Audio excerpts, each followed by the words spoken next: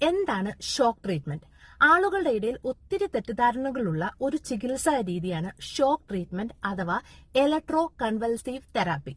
Electro convulsive തെറാപ്പിയെ ഷോർട്ടായിട്ട് ECT എന്ന് പറയാം. തലച്ചോറിലൂടെ വളരെ ചെറിയ തോതിൽ ഇലക്ട്രിക് കറണ്ട് വളരെ കുറച്ചു നേരത്തേക്ക് കടത്തിവിട്ട് ഗുരുതരമായ മാനസിക ആരോഗ്യ പ്രശ്നങ്ങൾക്ക് പരിഹാരം കണ്ടെത്താൻ സഹായിക്കുന്ന ഫലപ്രദമായ ഒരു ചികിത്സാ രീതിയാണ് ECT.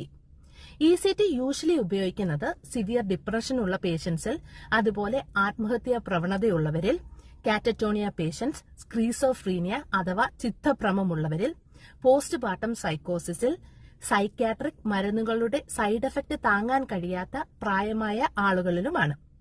ഏറ്റവും പ്രധാനമായിട്ടും പ്രഗ്നന്റായ സ്ത്രീകളിൽ വളരെ സേഫായിട്ട് ECT എടുക്കാം എന്നുള്ളതാണ്. ECT ചെയ്യുന്നതിന് 6 മുതൽ 8 മണിക്കൂർ മുന്നേ ഭക്ഷണം കഴിക്കാൻ പാടില്ല. തലയുടെ 2 ഭാഗത്തായി വെച്ചിരിക്കുന്ന ഇലക്ട്രോഡ് വഴിയാണ് കറണ്ട് കടത്തിവിടുന്നത്. ചികിത്സ സാധാരണയായി ആഴ്ചയിൽ 2-3 തവണയാണ് കൊടുക്കുന്നത്.